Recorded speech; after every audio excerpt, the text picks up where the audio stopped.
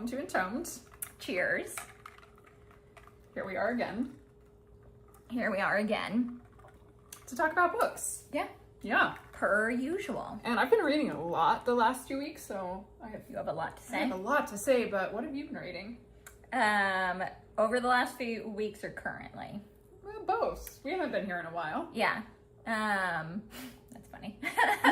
Sorry. It's the same amount of time for them, but it's been a while for us. Well, what we're going to talk about today is thrillers. So I read a lot of thrillers for a little bit. I just randomly was like, let me check this genre out because I never had before. But I'll leave those for later. Yes. And then once I had satiated that craving, I very excitedly found out recently that Cassandra Clare's final trilogy in the Shadowhunter series is being released November 11th. And so that immediately triggered my need. So far from now. I know. I was so disappointed. I was like, I really, in my head, was like, it'll be in the summer. I was like almost positive. I was like, it'll be a summer release. Because it said, like, for a really long time, it just said 2026. Yeah. And so in my head, I was like, well, they're not going to tell us that, like, the whole year. Yeah, and then still make us wait till the end of 2026. So I decided to pick up her adult series. So the first one's called Sword Catcher. Okay. Oh, that sounds so familiar. And then the second one is The Rag Picker King. And I would say I liked the second one better. I think the first one,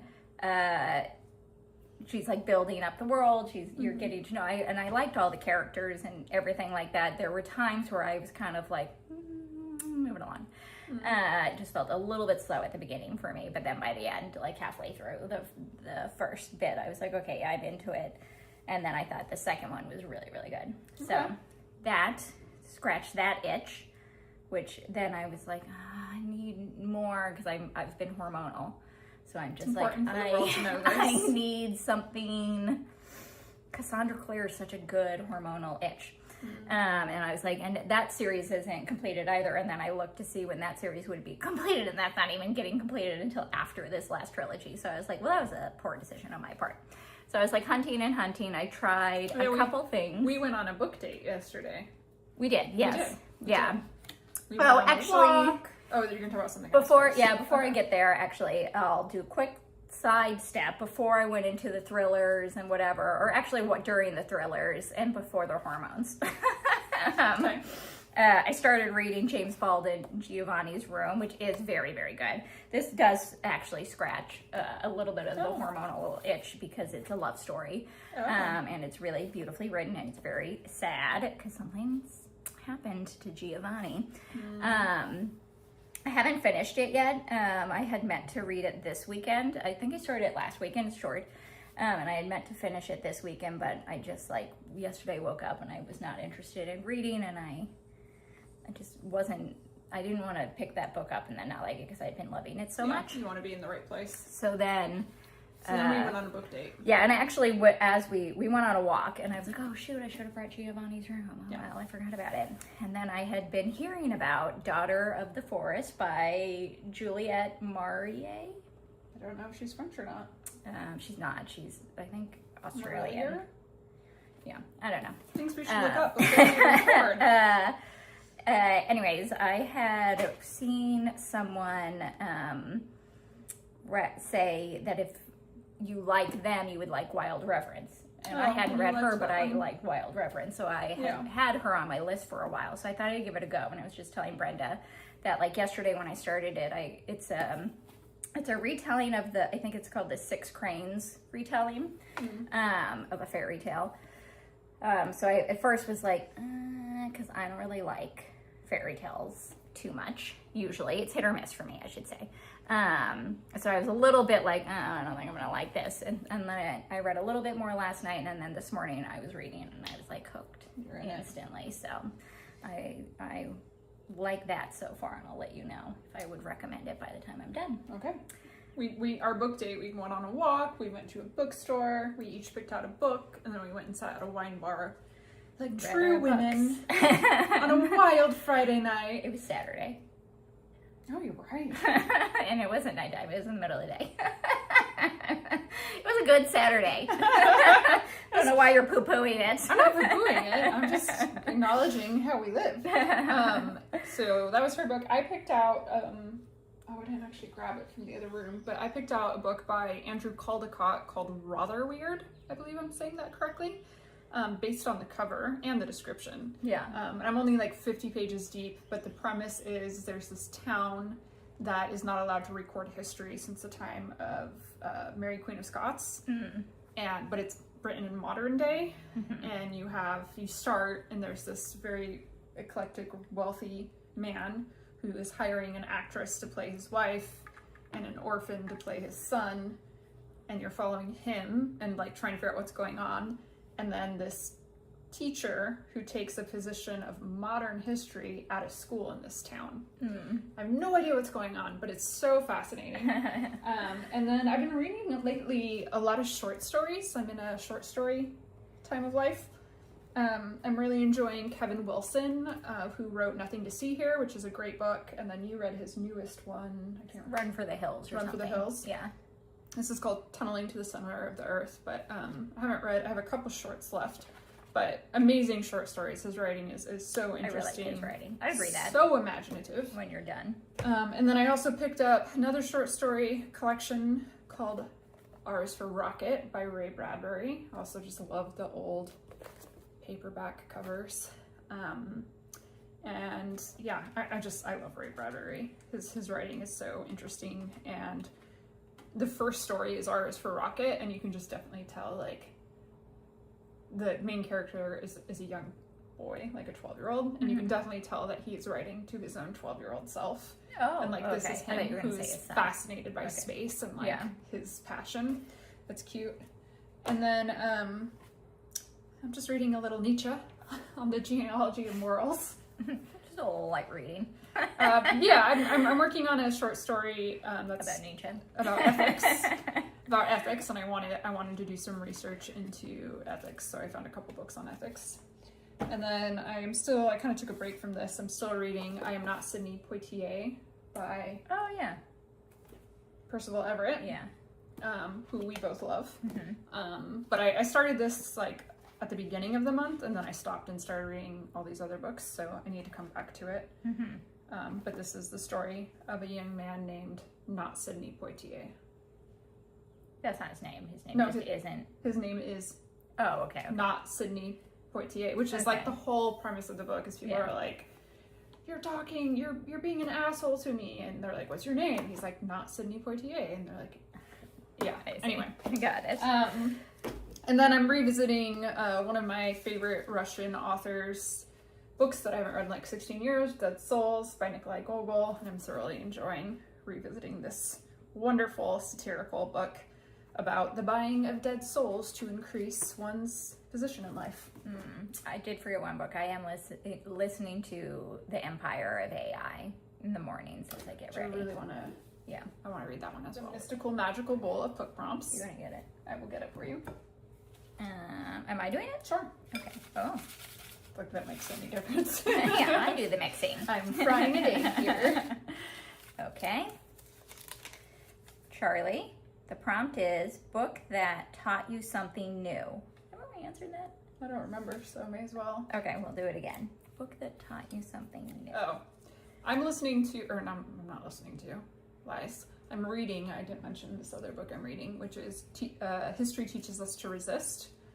And each chapter is like a different movement in history. And I just read the chapter on the March on Washington and kind of all the planning that went into organizing the March on Washington and like what made it effective and both the political things that were happening at the time and what that impacted. And can I remember any of it in this moment? No, because I have a bad memory. I don't have a short-term memory. But that has been that was very great memory. Yeah. I remembered it's not short-term.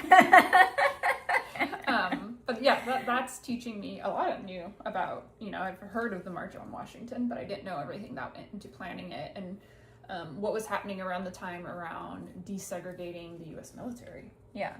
What I'd say what that prompt makes me think of is that I feel like I learn from books all the time, whether they're fiction or nonfiction, because I feel like, a well-written book, the writer, to make the world realistic, whether it's fantasy or based in reality, you need to have research. It needs to make sense to us in the world that we know, even if you're making up a new world completely. And I feel like I learn things all the time that like, I remember when I like went through my Greek mythological retelling phase, I like moved on, and then like I can't remember the specific books, but there was some other book that like was talking about something that was Greek that I wouldn't have made that connection had I not read all those books.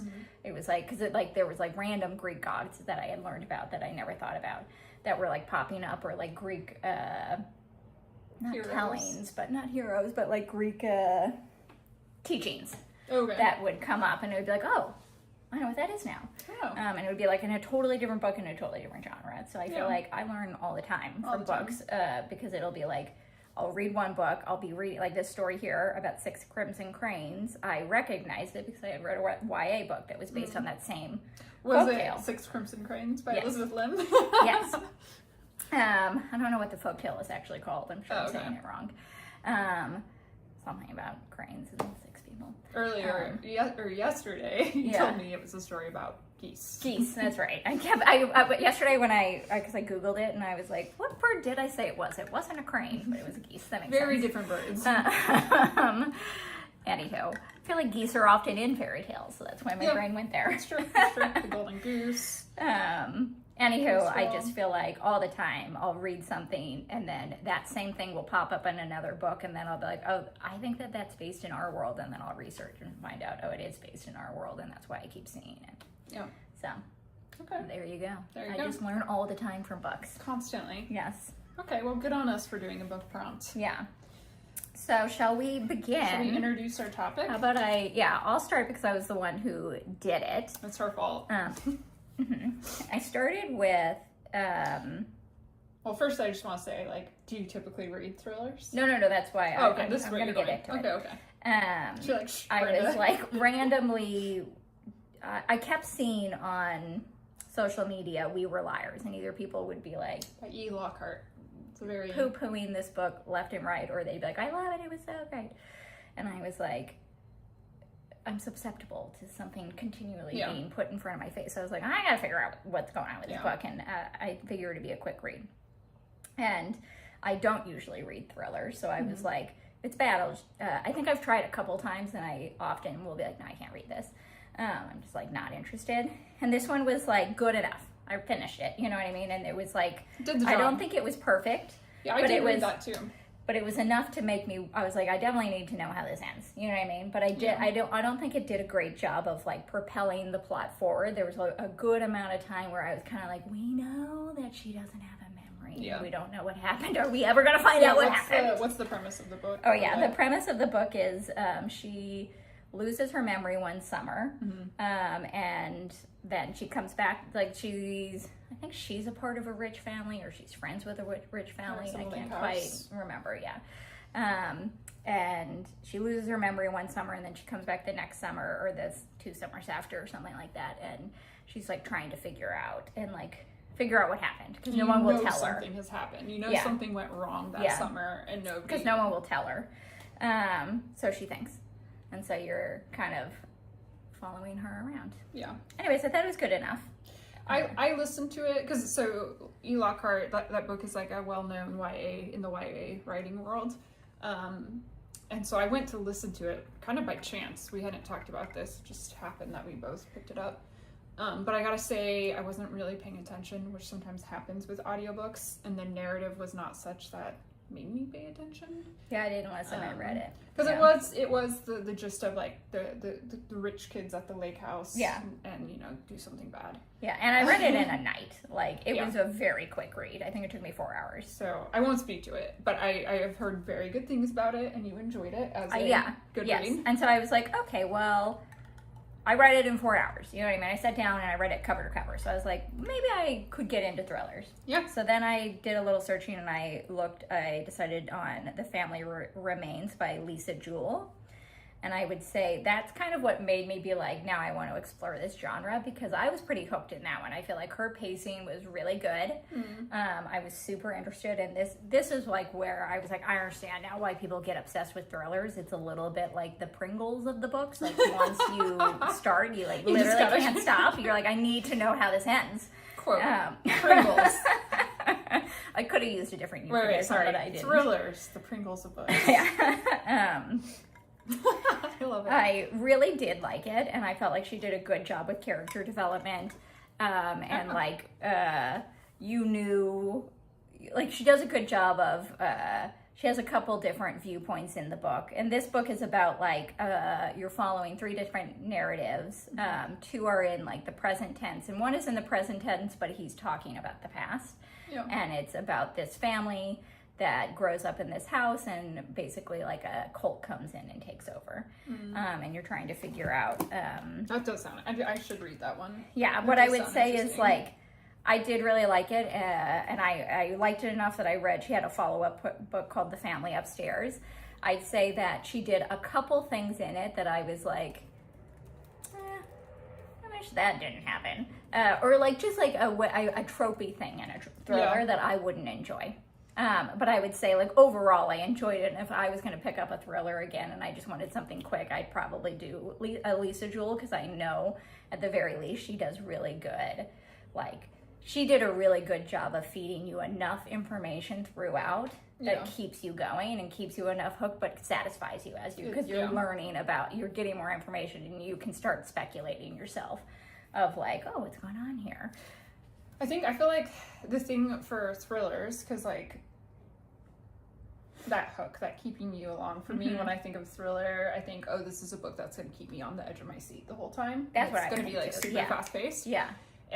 And I don't read a lot of thrillers at all. It's not a genre. I don't think I've ever had read a thriller until this week. I think after this week, after the last 2 weeks, I realized I have read thrillers, because I've learned that the thriller genre includes suspense. True. It can be like murder mysteries that have suspense through it, and so they're not all fast paced. So, like, the God of the Woods was considered a thriller. Yeah, that's true. I really liked God of the Woods. Yeah. But as I picked up, like, the known thriller genres, I was expecting it to be fast paced, and I wasn't getting that. I would say Lisa Jewell is definitely fast. It's fast paced. Like, she gave me what I expected. Okay. And in good ways and bad ways. You know what I mean? Like, if it was fast paced, and then, like, there was just, and I don't want to spoil it, but there was just something at the end of both books that I was kind of like, it was a disappointing way of doing something. It doesn't matter. I'm not going to harp on it, because I did think, overall, I thought it was a good book. And it was entertaining, and it was entertaining enough that it made me be like, I think I want to explore this genre. I'll pause there, because I did read a few, but why don't you tell me where you decided to start? Did you read more Lisa Jewell, or is that the only one? I read those 2. I read the 2 in that series, which is The Family Upstairs is the first one, and the second one is The Family Remains. And that was it. And then I did move into kind of expanding into different types of thrillers. Got it. And I was like, I'll start with those, because I feel like those are 2 very popular books. Yeah. And Lisa Jewell is a popular thriller writer that I liked. I have tried some other popular thriller writers that I found their work unreadable for me. I was I can't read this. This feels bad. Yeah, I think I picked up over the course of 2 weeks with this prompt of our homework of, like, we're going to read thrillers. I picked up 8 books, and I finished 4 of them that I enjoyed. Oh, okay. Let me see here. I think I picked up 8, and I read all 8 of them. But as you see, I read like 7 books at a time, and those are the books. I was reading other books at the same time. No, I don't mean. I didn't mean like she's reading a lot, but I mean, like, I didn't finish these so that I'm a better reader than you are. I did not finish them because I wanted to read other books more. Yeah, fair enough. So it's not to say the books I didn't finish, they're probably great in their own way, but it was like, it was not holding my attention, and I gave, either, depending on the book, 50-page rule or half the book rule. And I was doing it because I was like, after I read Lisa Jewell, I was like, well, now I want to find one that I think is really, really good. Yeah. Because hers was almost perfect for me if she hadn't done a couple things. So then I was like, really like, I want to find what really grabs me and keeps me going. Which I don't think I necessarily did, because I started diverging away from like a Lisa Jewell-like thriller. I wouldn't say that any of the ones I read like made me feel like at all, but I did enjoy them. So maybe I'll talk about Well, do you want to talk about Silent Patient? Yeah, Because I we think both read that. we both read The Silent Patient by Yeah. Alex Michaelides. Something like that. And this is one where it would be like, not fast paced. Like it's a psychological thriller. Yeah, I I didn't think it was slow paced though. Oh, okay. Maybe I just have a weird idea in my head. Yeah, Of I like Lisa Jewell to me was fast paced. Like I finished that probably in a day or maybe like 2 days. His took me a little bit longer, and it gets more fast paced as you move along. Yeah. Then Yeah. it's like, Yeah. but I really enjoyed that one. So that one, the premise, is a psychologist who is seeing a patient who seeks after this patient who is hospitalized, who killed someone, Her husband. and she's not speaking anymore. and she doesn't speak anymore, and She's the silent patient. she's the silent patient. And he comes in to see if he can figure out if there's more to the story. And I really enjoyed this one because you just knew from the beginning, the psychologist, there's something wrong with him. And you're supposed to know. Like, it's not, I'm not spoiling anything. But the unraveling, as he's trying to unravel this other story that supposedly is the main plot, the unraveling of his brain and his history, that kept me going. Yeah. That made me be like, Yeah. whoa, what else is gonna I do what else like- are we gonna learn about you? I would say Lisa Jewell had a similar character where you're in his head, but you're like, something's not right with you. And you can tell by how she has people react to them, or he'll say, people sometimes say this about me. And it's like, okay, they don't say that about most people, which I do like. I like when you are getting a hint of like, something's not right with this character, but you don't quite know why just yet. And you're getting sprinkles in of like weird interactions they're having. Or Is the character the main character that you're... Oh, and the Lisa Jewell, yeah. Yeah, so unreliable narrator is it. So I have a hard time with unreliable narrators, so, okay, we're jumping so much, but I liked The Silent Patient, but now I'm going to jump to 2 that I did not finish. Yeah, I was going to say it, and I was trying not to say it because I was like, I don't know if that's spoilery to say the narrator is unreliable, because I don't know if you're necessarily supposed to know that in the Lisa Jewell one. Oh. Because of the way she unveils it. I think that I don't know. I honestly don't know because I don't read enough thrillers. Yeah. I think the way she unveiled it made it be, the reason why I didn't like it is because of the way she did the unreliable narrator trope. That's what... Whereas I liked the silent patient better and how he unveils, like, something's not right with the doctor. You know he's not reliable. Yeah, It's and like, there's not really a revelation in that sense. It's more of a revelation of like exactly how he's a part of this, why he's a part of this story. Yes, yeah. Whereas, so 2 that I picked up that I did not finish were The House in the Pines by Anna Reyes and The Woman in the Window by A.J. Finn.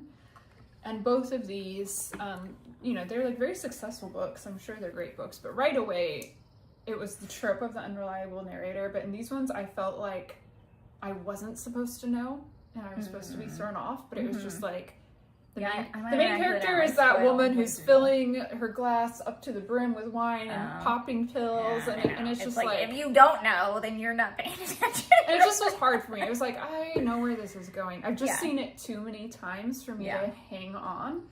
So I don't have a problem with unreliable narrator as long as I feel like it's done well. Yeah. In the sense of like, there's another book I read that probably has a little bit of that too, but it's very clear this person's mentally unwell. Yeah. And they know they're mentally unwell. Yeah. So you have to be taking their thoughts with a grain of salt. Yeah. But yeah, I don't know if the Lisa Jewell one you were supposed to know that or not. So if you're not supposed to know that, I'm so sorry. Delayed spoiler alert for the book we already talked about. Maybe you can put on the screen potential spoiler. I'm not sure. Yeah. Skip ahead when I bring that up. I feel like I do want to study more about like the thriller genre. So those of you who are watching, if you are people who love thrillers, tell us what to read. We'll check it out because our whole challenge to ourselves is like find ones that we like. There is a book in every genre you're gonna love. It's just you have to find the right one. And I only had one that I was like, I don't like this. Oh, okay. And I felt it made me, as you know, it made me quite angry. Yeah. Like it was so bad I thought about it afterwards. In my opinion. Well, what was another one that you liked? Yeah, I actually would say I liked most of what I read. Okay. So after I did Lisa Jewell, I moved into, and The Silent Patient, I think that came next. Then I moved into These Violent Delights by That's such a great name. Micah Never Ever. We really gotta look these up before. This is like a dark academia suspense psychological thriller. There's also a YA by that book, not the same one. No, it's not the same. That's why I said the author's name. I know, but just throwing that out there. And it's about these two young boys who are in college. One's like 17 though, so they're weird at college age, but they're young. And they fall in love and have like an unhealthy relationship for sure. And you're in one of the young boys' head. He's the narrator, and you know he's mentally unwell. And it follows the usual dark academia trope where you kind of know there's a murder at the beginning, you know someone. It opens with a scene of these boys picking up this guy randomly, so it seems, and then you find out, oh, he doesn't know them, but they know him, so you know they've been stalking him, and that's kind of where it cuts. So you know they've done something. You're moving towards a crime, and then you're getting there by following them. And I will say, like, I did really like it. I think they did a really good job of what I would say is trigger warnings galore. If you have mental health issues, it could be a hard read, because this person, I would say the author definitely understands mental health and depression, and when you're not totally comfortable within yourself, how easy it is to develop a toxic love with someone, and like needing that person to love you to fill that void that you don't have. And how that back and forth can be very unhealthy. And so like it did put me in a little bit of a dark place. I like books like that put me in a dark place. So like I enjoyed it, but like after I read that I was like, oh, take a moment. But I would say of like the dark academia books, I think it's a little bit different in that this one I think depicts mental health very well. And so like very responsibly too. Yeah. Oh yeah, 100%. Yes. I think it's trigger warnings a lot, especially. Do you think I would read it? Do you think I'd enjoy it? Not. I don't know. I don't know. So it sounds intriguing to me. I think you could give it a go and you would know. Okay. Quick enough if you weren't gonna like it. Yeah. Nothing happens in it that I think would trigger you specifically. I do think it's done really well, and I think that, and I watched a couple interviews with the author afterwards, and they said, like, this is, I do know this experience, this is my experience, and like, they were asked like questions like, oh, would you ever write a book about like a high schooler doing this or that or the next thing? And they were like, that's a little bit like too close, like I'm not far enough away from that part of my life. And he was like, this is a way that I can kind of discuss that, and it feels farther away from me because you know, they never wanted to commit crime, but kind of that understanding, and I think that specific experience for LGBTQ youth as well, of like what love can look like in that age when you're still trying to figure yourself out, and maybe you don't even know what your sexuality is, and all of the things that go into that. It's also based in the 70s, which adds a different component. So, anyways, that one was really good. That was one that I'm like, oh, this is good. It's not something that I would think of as a thriller, but I saw that it was marked as a thriller. It's like a suspense thriller. And like, as it moves along, you do have a mystery that you're kind of like, okay, how do we get there? And there are, you know, it's well paced as well. So that was a good one. I think it's so interesting how many thrillers, like, just based on the many that we've read in the last 2 weeks. But it's just so many of them do play with mental illness as like the core of the story. For sure. So that's why when you say it's responsibly done, that makes me really intrigued. That one definitely is like a one that it's like, ooh, yeah, that if you have had any like even kind of sideways things of mental health things, you're like, oh yeah. I know what it feels like to have your brain start doing that. The first one I read actually, of all when we started this after we were liars, was I have to look at the name. Don't Open Your Eyes by Liv Constantine, and it came out last year. And I listened to this on audio, and actually really enjoyed this one. The main kind of motif in this is, or I guess conceit, not motif, is this woman is having these prophetic dreams. And she keeps having these terrible dreams about things happening to her husband and child, and is like getting freaked out, and then they start happening. And so then she starts getting super protective of them and like trying to dictate her life to avoid these things happening. And so it's watching kind of the domino effect between kind of, you know, preordained events versus free will. And then also you learn, I'm not going to tell you the twist, but there is a twist.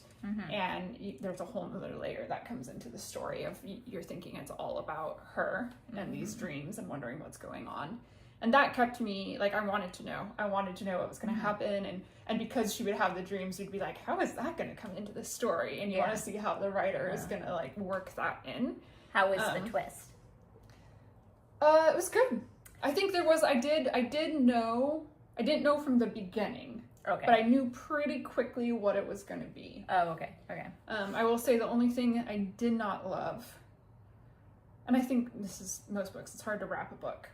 I didn't quite love how it resolved the ending, because it answered the twist, but then didn't really answer what was going on with these dreams.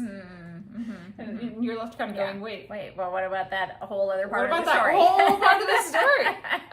But it was really good. And I found out the author, it's a pen name, Liv Constantine, and it's two sisters who write together. Oh, that's fun. So I do want to check out, they have another book called The Last Mrs. Parrish. Oh, no. I don't know anything about it, but just based on this first book, I'm like, oh, I'll read that. Yeah, I do like, I mean, part of why you read thrillers also, I think, is for the twist. Yeah, and totally. you want one that actually, I actually don't mind if I've kind of figured out, like I would say with The Silent Patient, there's a couple twists, and I feel like I knew pretty early on one of the twists. Yeah, same. And then, but there's like a part of the twist, there's a twist within the twist, and that part I was like, oh, actually, I didn't expect that. Yeah.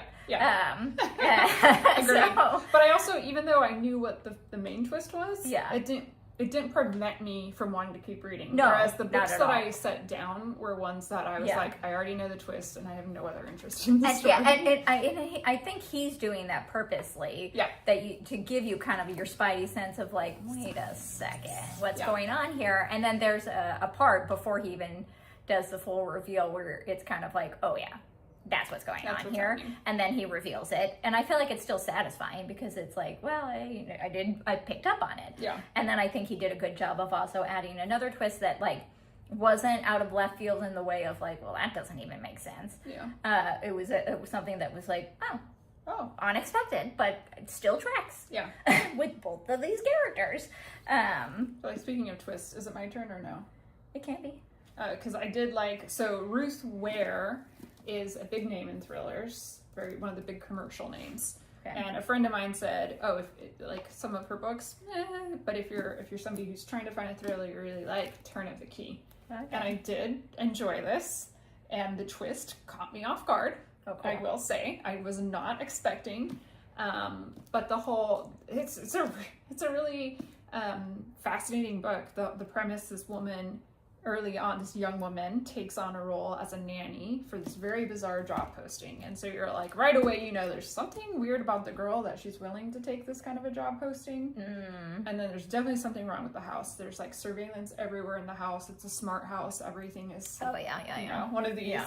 And then it is like a thriller. It feels like My thing died. Oh. Just look for memory. It feels like a horror movie minus the horror elements, because things turn on and off in the house. She's watching these kids that feel demonic, like they are terrible. They're constantly trying to do shit to her. Creepy. Demonic kids always freak me out. Yeah, and then there's she keeps hearing noises at night over her room, and there's a closet in her room that's locked, and she can't find the key to it, but everything else in the house she can get into. And so that's the Turn of the Key. But they do a really good job of like playing with all the spooky elements that are kind of tropey in a horror film, as like far as like weird children that are creepy, weird gardeners, this young person who's hiding something about their past and taking this position. Like there's so many creepy elements, and it makes you just want to, you're just like, what's gonna happen? Yeah. What's going on? I feel like and will that's it a be big seller. satisfying? Yeah. And let me ask, how was the pacing in the sense of unveiling things to you? Because sometimes I get frustrated with any kind of show where there's a mystery and it feels like they never give you enough to satiate in the right amount of time. I'll get frustrated if it's kind of like there's no. I like it to be sprinkled throughout so that I'm building with them. You know what I mean? And not like hold on to it till the very end. I feel like this one might have held on to it till the very end, but you're also unraveling other parts of the story throughout, like the story of this house. Okay. Because the house has a reputation, and there's all these. I think it's in like the Scottish Highlands or something. Of course. Okay. Heatherbury House. Yeah. So there are other things that they're kind of starting to unveil, but not the main thing until the very end, and then it's like. Okay. And the way it's written is it starts the main character's in jail, and she's writing to this lawyer saying, "You've probably heard of me. You probably won't even want to read this letter knowing what you've heard of me, but I'm asking you to represent me." And then she slowly tells her story through these letters, and so every so often you'll forget she's writing the letter because it's normal narrative, and then she'll refer to this attorney. But I really enjoyed that. So if you're looking for like I just don't want to think and get swept up into this weird, it's kind of a play on the turn of the screw, famous like Gothic. Oh, okay. Which I haven't read either, so I should probably read that. So liked that one. Great recommendation from my friend, and now I pass it on. The next one I read was another like dark academia thing. You love dark academia. And it was called What We Do With Our Friends, and I can't remember the author name. That name is creepy or in what its own. What We Do to Our Friends. Shoot, I think died. So I don't know. I'll tell you after. I'm pretty sure it's What We Do to Our Friends. And similar opening, you open with a scene of these three girls. It's like from the point of view of this guy. Things We Do to Our Friends by Heather Darwin. Yeah, I think. Click on it so you can see what it looks like. Yeah. And this one is like in the vein of like Bunny, because it's girls. It's I don't know toxic Bunny, women. but okay. Well, that's another dark thing. You know Bunny.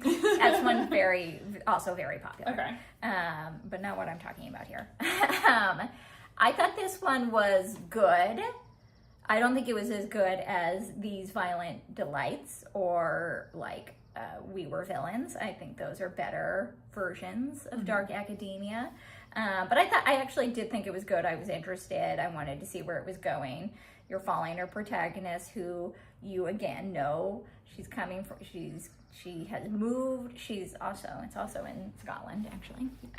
To set things in creepy Scotland. She's like moved to Edinburgh or something for college, and wants to like reinvent herself. And she did something in her past that she doesn't want people to know about, and then she meets this group of friends, and this group of friends are not healthy humans. And it builds and builds and builds, where they start, like, kind of the premise is they start a business where they're like helping, like, wives can hire them to like seduce their husbands to prove that they're cheaters, to get them there. Okay. And then it kind of like escalates because one of the girls, I think, has different motives for doing this, things that she wants out of it. And you're like, it's again, the narrator's kind of looking back on the story and on how she got into the situation she's in. I thought it was good. I read the whole thing. You know what I mean? I was interested enough. I think if I had reversed it, I just had like an intrusive thought, which is, never mind, doesn't matter. It's just a book that I was thinking of that has nothing to do with what we're talking about. It has to do with like it's suspense horror, I think. But I was thinking, because that has a female protagonist that is unwell, that I think is done really well. Which one? You must say it now. It's Boy Parts. Oh, yeah. By Eliza Clark. And in general, I think Eliza Clark writes very good books. She also wrote Penance, and she just came out with a short story collection that I'm interested in reading. And she writes a woman who is not okay. And it's another unreliable narrator, but like, the way that she shows, well, one, she does a really good job of showing how people are responding to this woman and how this woman is not noticing how they're responding to her. And then 2, this woman has like a best friend who has a blog about her, but the friend doesn't know that she knows about the blog, and so she'll read it. So you'll have an interaction with the friend, and then she'll go read the blog, and the friend, you'll have her perspective and then the friend's perspective, and that's a very good book. Like that's one Penance? Is that what it's called? No, Boy Parts. But Boy she Parts. also wrote Penance. Penance is about a group of girls who kill someone. So actually that's a good one for a group of girls who do something bad. And then there's a reporter who's doing a podcast who's researching the crime. Okay. That one's a really good one to listen to. But both, I think Eliza Clark in general for like horror, suspense, thriller like things, she's very good. Nice. Yeah, she's one of my favorites. So. I actually am at the end. I'm not gonna. Oh, I only have one. Well, I have one more that was good, and then I have the one that I really disliked. Okay, go for it. I read All the Sinners Bleed by S.A. Crosby. And I guess Crosby's another big name. And I guess the book that he's more well known for is Razorblade Tears, which I did get to read, and then I was just like done reading thrillers by the time I got there. But I would say All the Sinners Bleed was good. Okay. That's more of like a detective mystery because you're following a detective. It's based in the South. It's like there's a killer, and you're trying to figure out who the killer is. He's killing children. He's taking children, black children, and murdering them specifically. And what happens? Oh, the book starts. This guy goes and kills this white teacher who's very well known. Mm-hmm. And he comes out and he says some things that makes you be like, a white teacher wasn't what everybody loved the white teacher, you know what I mean? And it's like, oh, he wasn't so lovable, was he? Because he says some things of what he maybe was doing in private. Oh. And then that's where the mystery starts. Okay. And then you're like trying to figure out. That one has lots of trigger warnings too. S.A. Crosby is not afraid to like, I feel like, okay, actually I'm going to talk about 2 books at one time. Because I also read Pretty Girls by Karen Slaughter, I think. And her book is about this woman. Her husband dies, and then after she dies, she like finds these videos on his, again, he's in a smart house where everything's all lock and key, and you're creepy. like, okay. And then she finds these videos where there's a masked man doing awful things to women, and she describes it. Yeah. Almost at the start of the book. And I was like immediately like, no. I don't think you needed to do that. And then the woman also, her response to it is like, that's not the right response, woman. Anyways, sorry, I'm getting angry again. The reason I bring it up, the reason I bring it up is because S.A. Crosby did such a better job of depicting how awful what was happening without describing it. He didn't describe one bit of what was on these like videos or on whatever as he discovered things, but he described how the people having to see it responded. That's all I fucking needed to know. It's the reaction. Whereas this woman was constantly describing the violence in a shock value type of way, and it didn't make me sexual gore. It didn't, but it was like, this isn't helping your story. Yeah, this is making it worse because also you've just described it to me, and now your main character responding in a way that I'm like, that's not a weird response to finding out that your husband is watching shit like that, whether it's real or not. Because I'm having a response.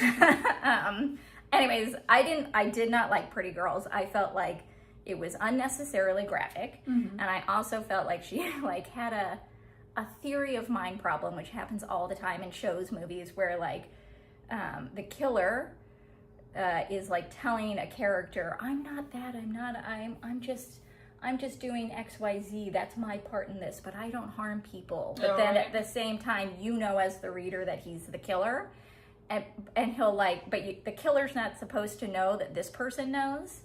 And so sometimes the writer will make the killer like threaten. And it's like, he doesn't know that she knows.